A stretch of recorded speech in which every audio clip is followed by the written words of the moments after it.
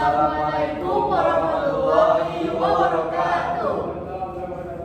Kami dari kelompok 4 izin memperkenalkan diri. Saya Cahya Atika Dewi Rahma dari program studi manajemen dakwah, dan rekan saya Dimas Pratama dari program studi manajemen dakwah UIN Sultan Saifuddin Jambi, dan saya Muhammad Rizky Fadila dari program studi manajemen dakwah Universitas Islam Negeri Jambi Sultan Saifuddin Jambi.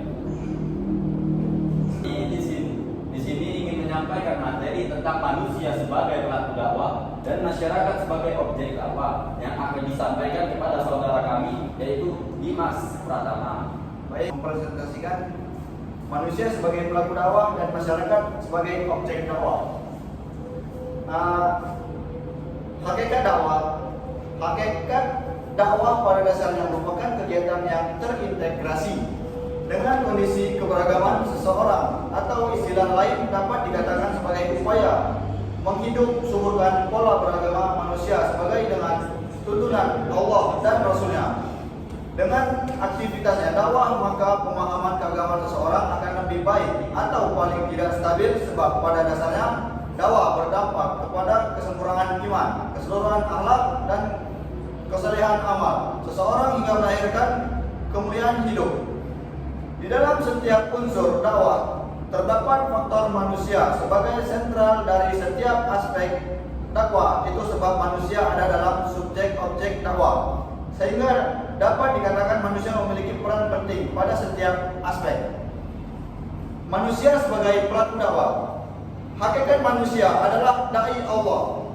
Di dalam Quran surah Al-Nahl ayat 125, karena potensinya yang diberikan oleh Allah Subhanahu wa taala untuk mengemban tugas agama Islam, termasuk di dalamnya mengembangkan wilayah dakwah Islam yang dapat semata-mata segalanya disandarkan kepada jalan Allah. Manusia sebagai dai harus mampu melaksanakan tugas dakwah sesuai potensi masing-masing yang dimilikinya. Sebagaimana prinsip-prinsip yang ada di dalam teori dakwah profesional, seseorang dai dituntut harus memiliki potensi dalam menjadikan kriteria profesionalitas, yakni kompetensi pedagogi. Maksud kompetensi pedagogi, kemampuan guru atau dosen dalam mengelola pembelajaran peserta didik. Semisalnya itu pemahaman terhadap siswa, menguasai teori belajar, berkomunikasi secara baik kepada siswa. Kemampuan pribadi untuk kompetensi kepribadian. Maksud dari kompetensi kepribadian adalah untuk berperilaku positif dan menjadi teladan bagi orang lain. Semisalnya berakhlak mulia, jujur, bertanggung jawab, baik kepada sesama siswa, harus berwibawa.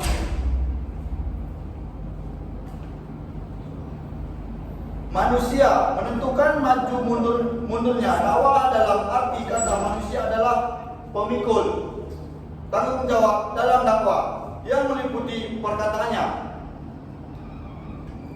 perbuatannya, termasuk di dalam kepribadian manusia. Hakikatnya apa yang dilakukan manusia merupakan permasalahan dakwah. Tugas-tugas kemanusiaan yang telah dilakukan atas dasar ketentuan agama merupakan perintah Allah yang bernilai ibadah, sekaligus juga adalah kegiatan dakwah. Dengan demikian, manusia dakwah merupakan dua komponen yang saling terkait, yang tidak bisa dipisahkan antara satu sama lain. Artinya, adanya dakwah menunjukkan aktivitas manusia akan menjadi lebih baik lagi. Kompetensi pedagogi. Kompetensi pedagogi merupakan unsur penting dalam realisasi kegiatan dakwah, bahkan sangat menentukan berhasilnya dakwah seorang dai dalam program dakwah yang direncanakannya. Kompetensi kepribadian. Kompetensi kepribadian itu seorang dai akan tercermin dari perilakunya karena kekuatan jiwa yang dimiliki, sebab iman seseorang terpancar dalam akhlak yang terpuji. Yang dimaksudkan tadi itu berakhlak mulia. Adapun unsur-unsur terkait tersebut adalah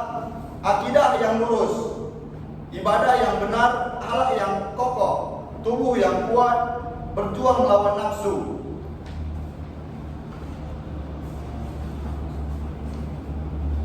Menjaga waktu, teratur dalam urusan, mandiri, bermanfaat bagi orang lain.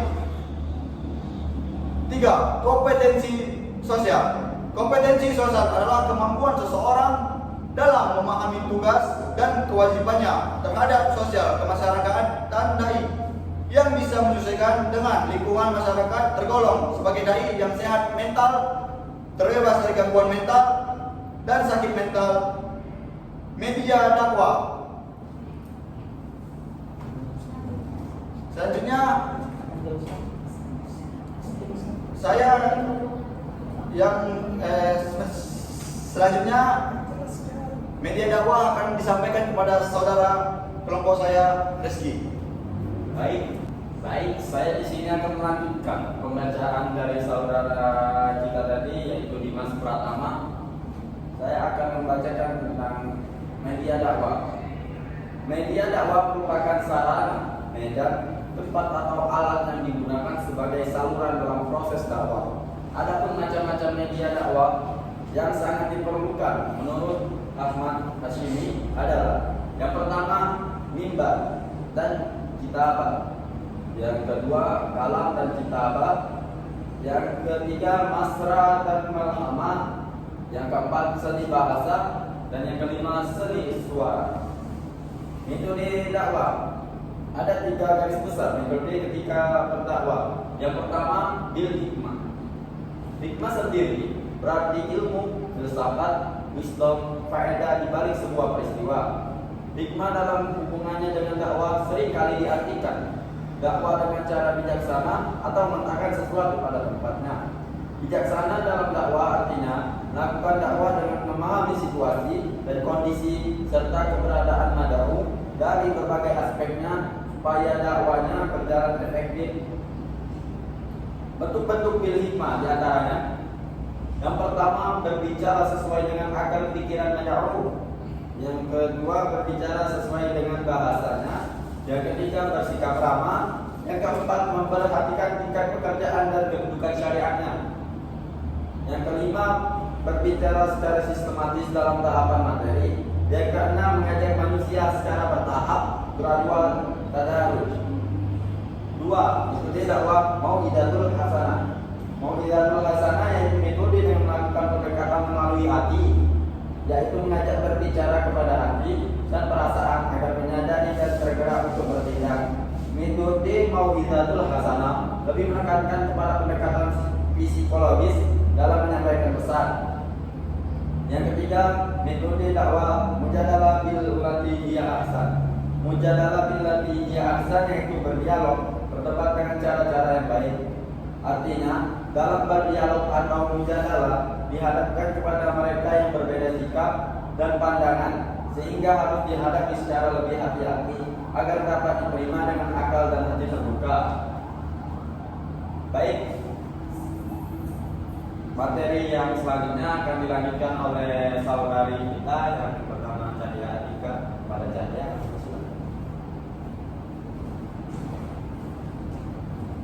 Baik, di sini saya akan melanjutkan presentasi dari saudara kita Reski Fadila, yaitu mengenai adapun mad'u dapat diklasifikasikan pada beberapa golongan. Yang pertama adalah golongan berdasarkan strata sosial, yaitu golongan al-mala. Al-mala merupakan golongan elit dalam masyarakat, yaitu golongan orang-orang terkemuka dalam masyarakat yang mempunyai kekuasaan dan dianggap oleh masyarakat sebagai pemimpin atau pemuka. Dalam istilah lain, sebagai penguasa, kaum bangsawan, kepala-kepala, dan orang besar di kalangan kaumnya.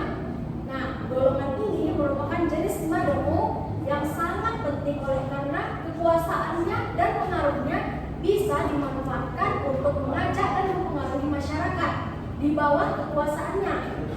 Hal itu akan lebih memudahkan penyebaran dakwah yang lebih luas pada masyarakat lainnya. Yang kedua adalah golongan jumhur, yaitu masyarakat biasa. Mereka adalah golongan masyarakat kebanyakan, yaitu yang menjadi pengikut para pemimpin dan penguasa. Mereka itu terdiri dari kalangan orang-orang lemah dan miskin. dengan berbagai macam profesi dan pekerjaan. Golongan masyarakat ini merupakan golongan yang bersifat cepat menerima dakwah dan menjadi pengikut para rasul.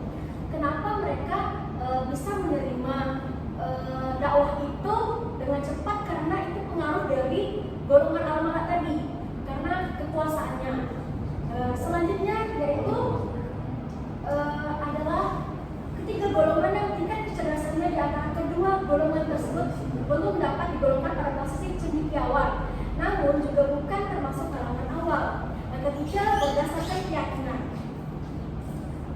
Berdasarkan keyakinan, mad'u dapat diklasifikasikan dalam berbagai kategori, yaitu mukmin dan juga muslim, yaitu orang yang beriman kepada semua yang terdapat dalam rukun iman dan menyerahkan diri dan pasrah serta mengakui dan mengikuti ajaran Islam. Namun yang demikian juga terbagi ke dalam beberapa kelompok kecil. Golongan lainnya adalah non-Islam, kafir, musyrik, yaitu orang yang mengingkari dan menolak kebenaran ajaran Islam. Golongan munafik, dalam istilah agama, munafik menyatakan sesuatu yang tidak sesuai dengan apa yang terpandang dalam hati. Yang keempat, berdasarkan letak geografis dan sosiologis. Mad'u juga dapat diklasifikasikan berdasarkan letak geografis dan kondisi sosial yang berbeda-beda. Mad'u yang berbeda dan tinggal di perkotaan jelas berbeda dengan mad'u yang tinggal di pedesaan. Demikian juga mad'u yang terdiri dari berbagai etnik, kebudayaan, dan adat istiadat serta nilai-nilai yang berlaku. Yang kelima yaitu berdasarkan jenis kelamin dan usia. Itu sangat jelas karena setiap penerimaan apa yang disampaikan oleh dai itu berbeda-beda dalam menangkapnya. Usia mad'u dapat diklasifikasikan pada usia muda, yaitu anak-anak dan remaja, dan usia dewasa di mana memiliki perbedaan dan kecenderungan yang berbeda, baik dari aspek materi dakwah yang dibutuhkan maupun dari aspek metode dan pendekatannya yang sesuai dengan usia masing-masing. Yang keenam, berdasarkan kondisi sosial.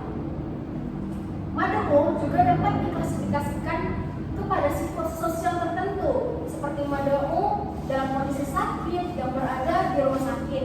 Yang jelas pendekatannya berbeda dengan mad'u dalam situasi kondisi yang normal dan sehat. Kondisi demikian jelas membutuhkan pendekatan dan metode dakwah yang lebih khusus, intensif dan persuasif, seperti dalam bentuk bimbingan konseling dan terapi